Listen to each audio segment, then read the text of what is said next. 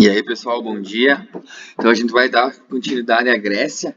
Vamos falar a segunda parte, né? A primeira parte a gente falou da região da Grécia, da geografia, que era a região montanhosa, no mar Mediterrâneo. A primeira civilização cretense, lá o povo da ilha de Creta.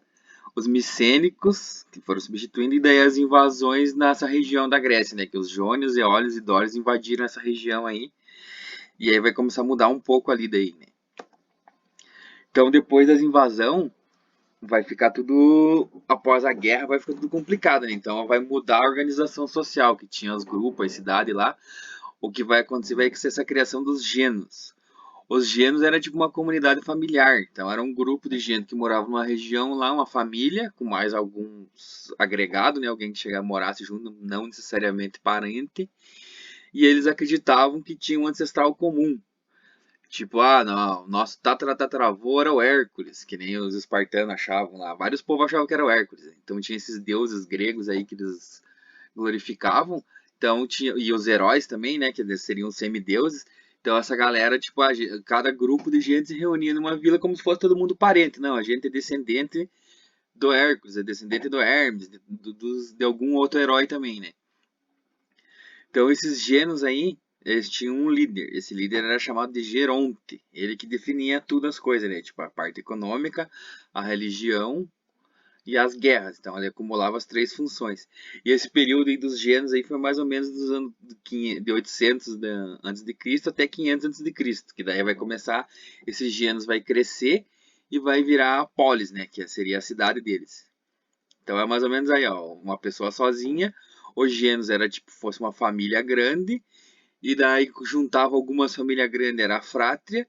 E daí algumas frátrias, tipo, alguns, tipo, morava lá na galera da beira do rio, a galera da montanha e a galera da planície.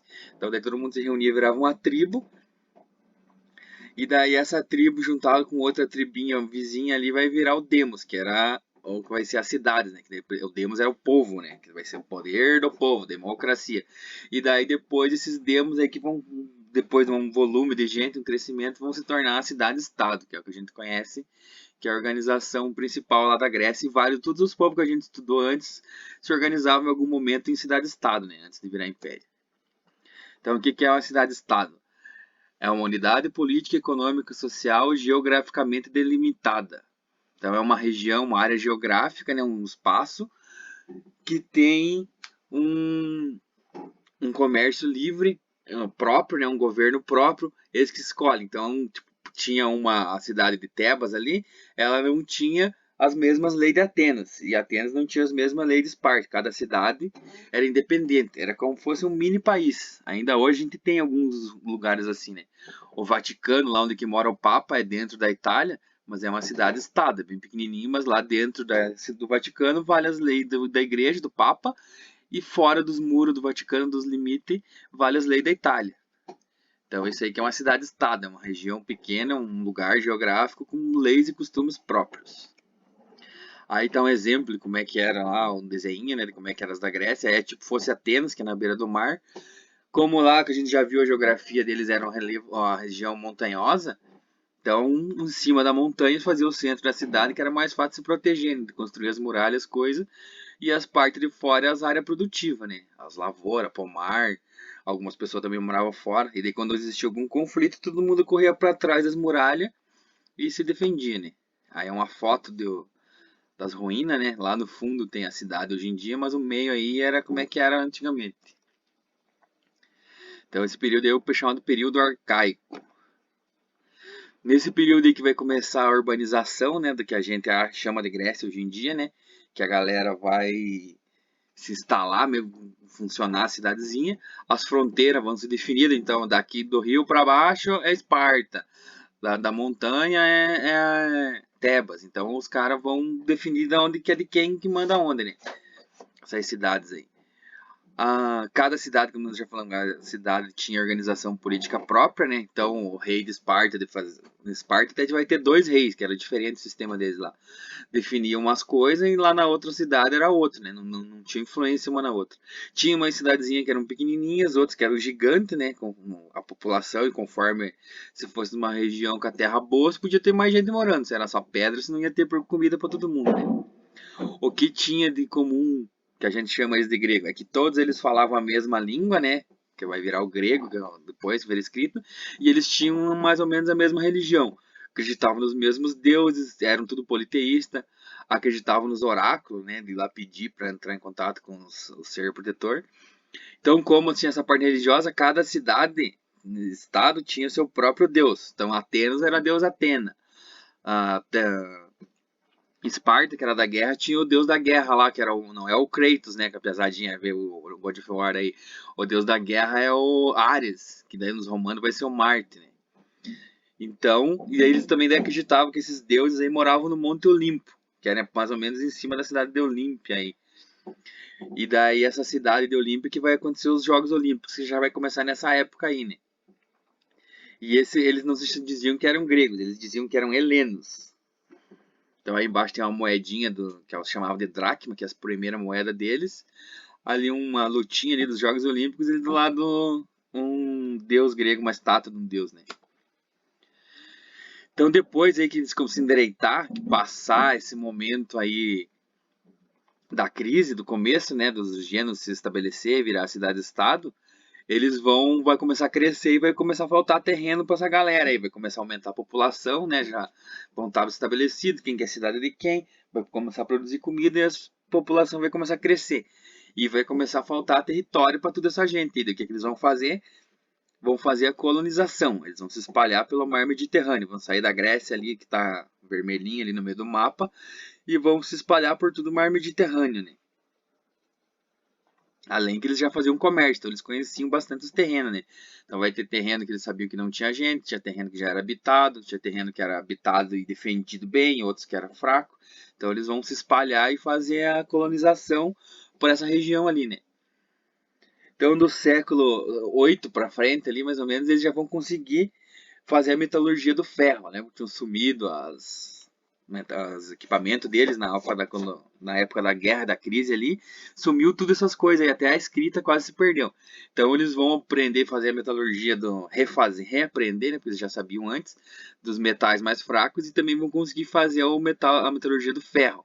Então com isso daí você tem uma enxada de ferro, você vai conseguir carpir, virar terra muito mais que com uma enxada de bronze e infinitamente mais que uma enxadinha de madeira, né? Que vai quebrar, você vai ter que ir lá fazer outra, e daí assim demora mais tempo e vai ser menos eficiente o serviço. Então, com o ferro, além de fazer uma espada, fazer uma enxada, fazer um machado, vão ter outras coisas, tipo um prego, já vai ajudar uma coisa que a gente não dava valor de um prego antigamente, dá pra você fazer bastante coisa com prego, né? Então, depois que eles vão desenvolver essas técnicas da metalurgia, vão melhorar a agricultura de volta, vai começar a crescer de volta a população e vai gerar riqueza, né? O comércio também vai aumentar e o artesanato, né? Como eles andavam de barco bastante pelo mar Mediterrâneo, compravam um produto lá dos fenícios, levavam lá para os egípcios, produziam a comida aqui, trocavam pelo que precisava lá.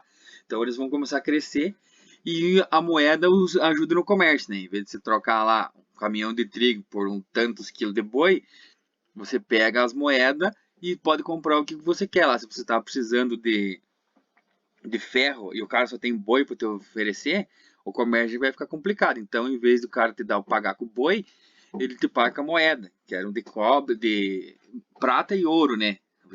No começo. Então, daí já tinha o valor, vai facilitar o comércio. Então, daí, como eles estavam faltando já lugar para essa gente, eles vão ter que procurar novas regiões, né?